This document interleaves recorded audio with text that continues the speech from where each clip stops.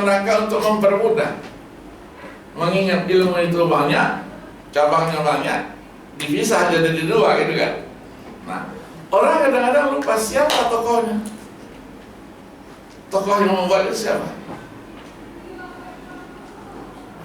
Ada yang tahu? Yang memilah-milah riwayah. Apa namanya siapa? Sihabuddin siapa? Nah, namanya Muhammad bin Ibrahim bin Sa'id As-Sinjari Al-Ansari. Kalau yang bikin mustalahan hadis itu kan Ya, Sihabuddin.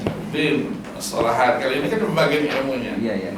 Bin Muhammad bin Ibrahim bin Sa'id As-Sinjari dia. Ya, 749. Wah. Dia punya buku namanya Irsyadul Qasid ila Asnal Maqasid. Buku ini ditahqiq oleh Abdul Fattah Abu Ghuddah. Muhammad bin Ibrahim bin Sa'id As-Sinjari. Sinjar. Irak ini ya. Sinjari kan kota di mana? Di Irak. Di bukunya Irsyadul Qasid ila Asnal Maqasid. Ini kadang-kadang tidak diungkap karena mungkin tidak tahu atau tidak sampai informasinya gitu ya.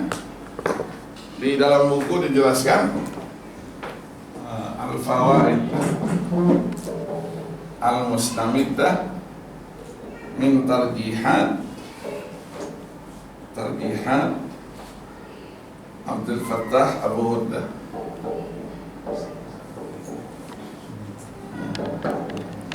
Tahqiq Majid Darwish namanya, orang Lebanon. Dia guru besar ilmu hadis di Lebanon dan berburu dia lama di Riyadh itu dengan Abdul Fattah Abu Ghuddah. Masih muda, orangnya masih udah mulai sekitar 60-an. Majid Darwish. Banyak buku-bukunya yang di Majid siapa? Darwish. Majid Darwish namanya. Kemarin ketemu saya di mana? Di Islamabad ketika ada konferensi internasional kerukunan. Dia bawa seorang pendeta hafal Al-Quran 30 juz. Dari kecil. Hafalannya masih bagus. Pendetanya itu. Pertama dia tidak menunjukkan siapa dia, karena jubah hitam kan. Oh iya. Jubah hitam ya, kita ke Masjid Faisalia apa semuanya. Terakhir begitu mau pembukaan, dia keluarkan itunya. Salib itu. Wah, colongan kita saya bilang ini kan. Nah begitu presentasi makalah, dia menyampaikan juga makalahnya. Baca apa? Ayatnya fasih ada. Saya tanya sama Majid. Iya dia memang dari kecil kawan saya kata. Kawan saya dan ayahnya dulu meminta dia supaya hafal Al-Quran. Sampai sekarang hafalannya masih bagus. Ayahnya Muslim. Ayahnya Muslim. Bikin pergaulannya. Pergaulannya tertentu. Yang kemarin diriwayatkan Mary.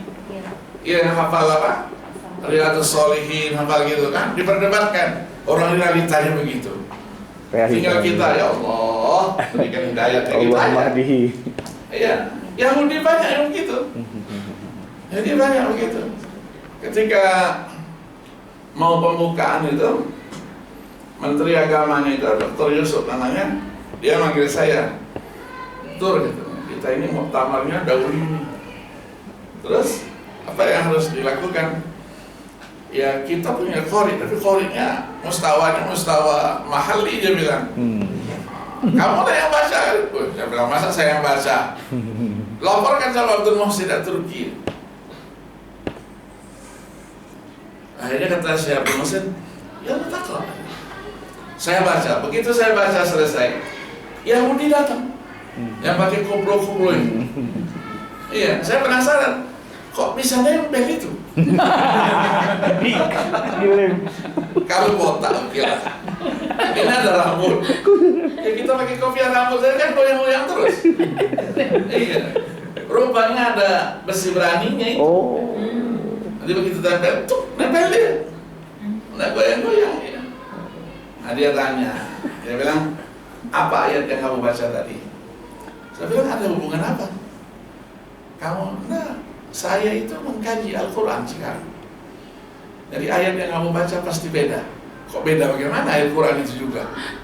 Bukan begitu, maksudnya pesan-pesan itu yang kamu baca itu pasti pesan yang sifatnya menyeluruh gitu. Padahal ayat yang saya baca ayat 23 surah Al-Kahfi. Ya, sampai watrul ma'uh ya ilaika min kitabi rabbika la mubadila li kalimati wa lan tajida min dunihi multahada itu. Jadi saya sama Brunei, saya doain tiupin mudah-mudahan masuk Islam. Ya. Itu menarik. Jadi di sini di halaman 12 itu ada yang sifatnya ta'arud gitu. Ya, berlawanan. Tapi diartikan itu ta'arud itu zahiri. Bukan hakiki. Ya, hakiki. Kalau di dalam ilmu tafsir nanti disitulah difungsikan takwil. Takwil. Saya baca ayat.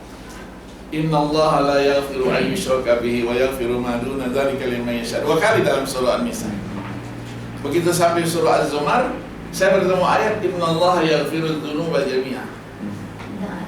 Kata orang usul fikih, az-dzunub katanya al-jam'u al-mu'arrafu bi al yufidul istighraq.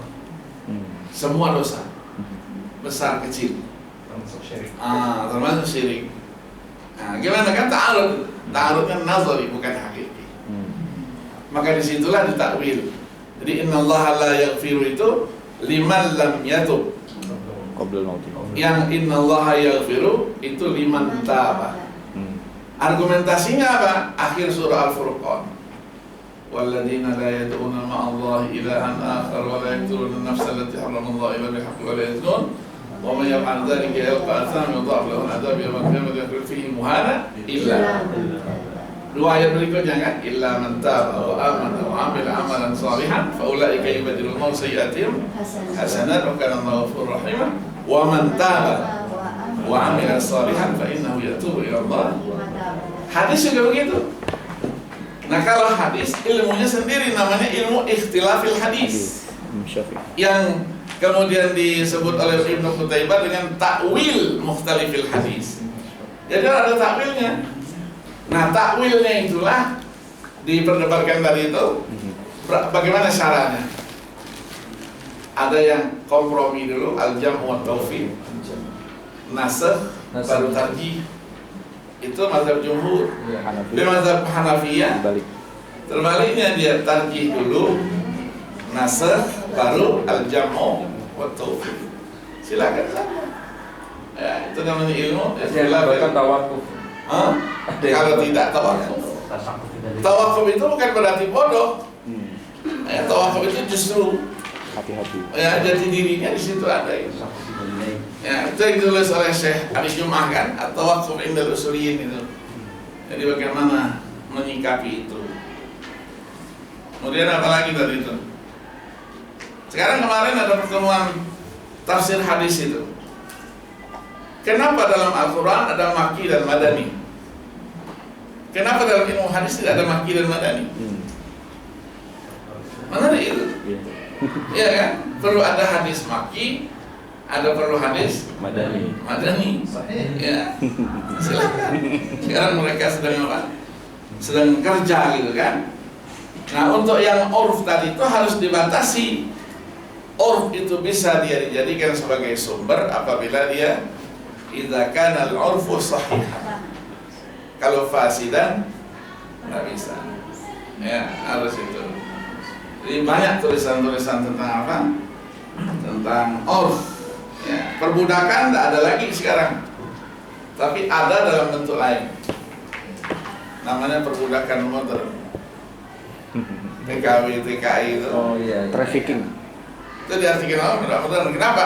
Dari sini kontraknya tukang jahit. Ternyata sampai di sana disuruh membersihkan rumahnya yang 5 lantai, 6 lantai. Disuruh beli apa? Beli gas, beli apa gitu.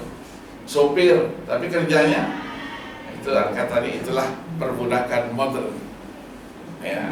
Kenapa itu terjadi? Ya kita yang mau. Kita yang mau kan? Ya, kita yang mau, sebetulnya tidak ada lagi. Maka faman lam yajid fasyam ayam. Itu kan ganti-ganti untuk menghapuskan apa? Menghapuskan perbudakan. Au tahriru raqabah. Tapi faman lam yajid, ya lakukan itu. Jadi semuanya yang dikaitkan apa? Dikaitkan seperti itu. Ala kulli diperbaiki ini ya, masukan-masukan dari itu ya, dengan segala kelebihan dan apa dan kekurangannya ya, masukan-masukan itu bisa menjadi apa? Catatan-catatan ya, catatan-catatan untuk bisa menyempurnakan ya, makalah ini. Ada lagi? Saya bertanya. Tadi menarik masalah maki madani. Terus kenapa dalam hadis